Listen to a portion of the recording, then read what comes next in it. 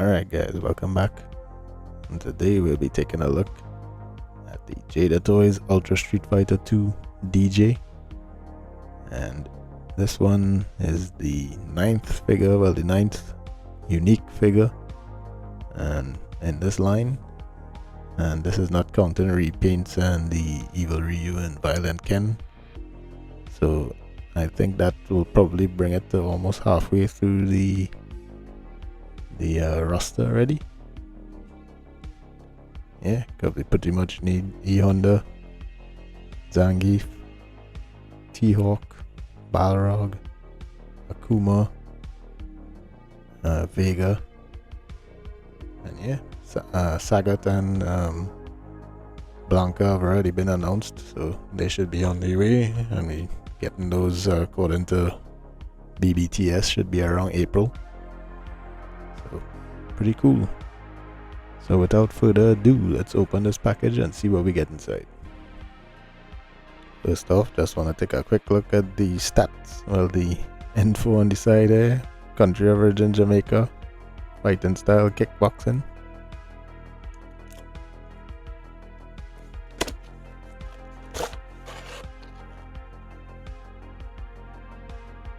So let's take a closer look at DJ. You can see they did a real good job on the face sculpt. It actually looks really fantastic. Pretty annoyed though. They actually did sculpt his teeth, but they didn't bother to sculpt Ken's. And no, I'll never let it go. You can see he has a chain similar to how Guile's was, except his own is gold. And for head sculpts that aren't printed on, I think they do a really fantastic job on these head sculpts. You can see all the definition there in the teeth and stuff, which Ken is sorely lacking. You can see the sort of mohawk there and M on the side. You can see that they sort of did a kind of a fade or something. This ponytail on the back here does swivel, so if you wanted to move it around you can. There's no bendy wire in it or anything, but just very pliable plastic. You can actually see a very light or lighter brown going through the chest here, even on the outside of the arms. Not sure if it's coming out on the camera. It's just more apparent in once you see it in person. You can see they did a nice job sculpting the gloves. There's some sort of little texture on it. You can see that maximum written on the pants there. I worry that over time maybe this might peel and rub off on this area here, so yeah, something to look out for. I mean, it doesn't seem to be rubbing when you move the leg like this and stuff, but you know, just in case.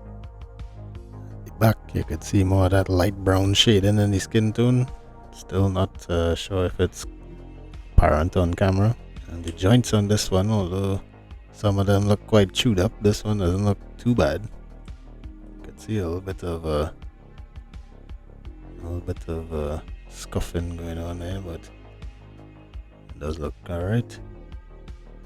Something I noticed is his eyes are green on the figure, but yet they are brown on the box. So don't know if that was an oversight. It still does look good, but just pointing it out. Overall, it's another nice looking one, and I definitely won't be disappointed by this one. Alright, so getting right into the articulation on DJ. His head is on the double ball peg at the top and a ball joint at the bottom, so he can look up quite far, can look down quite far, can tilt left and right and rotate and all that good stuff. His arms go up about this far, sits down about that far, rotates of course.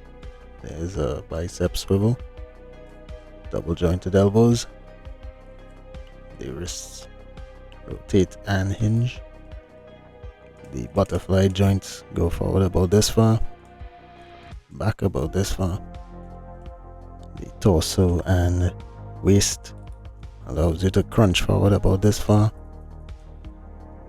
arch back about this far. The legs can kick forward about this far. The crotch is soft, so you can try to push it a bit more, but I think that's about as far as it's gonna go. It goes back about this far. Does a perfect split. Does have a thigh cut. The knees are double jointed, though very stiff. There's a swivel where the leg goes into the pants.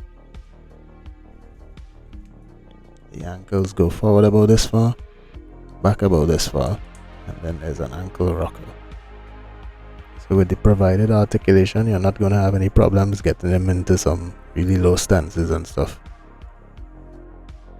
So getting right into the accessories, he does come with a gold chain, similar to how Giles is, except it doesn't have dog tags on it.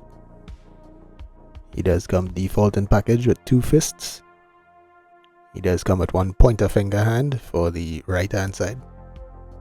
And then he comes with a thumbs up hand for the left hand side. In addition, the head sculpt that he comes with default in package, he does come with one that has a laughing expression.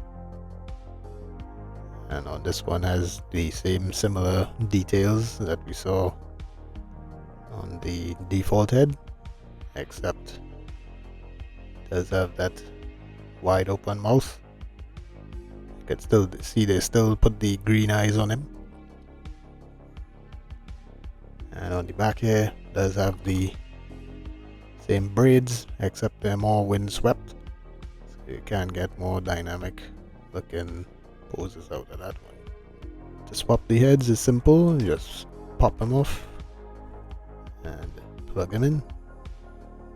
So something I should mention about the head sculpts is that the braids on the back there, they do swivel, but if you wanted to have the smiling head with the more dynamic braids from the other head sculpt, you can just unplug it and plug it in. So that almost counts as an accessory in itself. And likewise, of course, if you wanted the more relaxed braids on the shouting head, you can definitely do that.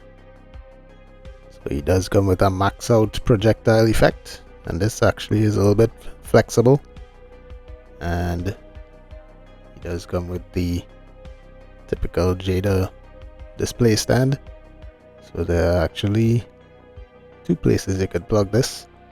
One, you could plug it at the bottom when the projectile is now being thrown out, and then there's an alternate place you could plug it, because as the projectile flies it sort of turns, so you can actually place it in a horizontal position as well. So once you set up everything correctly, you can get him throwing out the projectile, and that looks really awesome. So this is something I wanted to mention in the Street Fighter videos, but I keep forgetting to do so, and that is the fact that they come with these cardboard stage backgrounds, and these are good for display if you have the space. So I'll just run through them just in case you didn't see any of the past ones. So this one is Fei Long's, reused, Chun-Li, Ken, M. Bison, Dalsim, Guile, Cammy, and finally DJ. So pretty cool that they include this. I always dump the packagings, but I keep the backgrounds. I'm thinking one day maybe I'll do a background display with all the different Street Fighter stages. Should be pretty cool. So maybe sometime in the future. So for height, DJ does stand around. You win. Perfect. So for height, DJ does stand around 6¼ inches tall. Here's how he looks next to Chun-Li. Here's how he looks next to Ken. You can see he's taller than Ken. He's about the same height as Guile though. Here's how he looks next to M. Bison. Also about the same height. Bison a little bit taller because of the hat. And then here's how he looks next to Fei Long. And here's how all the Jada figures look together. They look freaking fantastic. Taking a look at DJ with some other lines. Here's how he looks next to Jada Toys Mega Man. Here's how he looks next to Premium DNA Earthworm Jim. Here's how he looks next to CT Toys Brown Suited Wolverine. And here's how he looks next to Marvel Legends Ant-Man. So in closing, I don't know what to say. Another nice one from Jada Toys. I keep having to say the same thing over and over. They keep hitting it out the park with these figures. I certainly will not stop collecting them until I get them all. Storm Collectibles is also coming out with their Storm Arena line, and those look good as well, but I think based on how fast they're releasing, and Storm isn't exactly known for completing teams or completing rosters, so we'll see how that goes. But for now, I do have the Ryu and Ken on pre-order. Look pretty good. But this DJ is definitely a nice addition to the Street Fighter line. The face sculpt on this one is actually one of the best ones I think they did thus far. I really like how they did all the teeth and stuff, and they gave everything definition, unlike Ken. But enough of that. Hope you all enjoyed the review. Hope this helped anybody who was on the fence about getting this figure. And until next time, you all take care.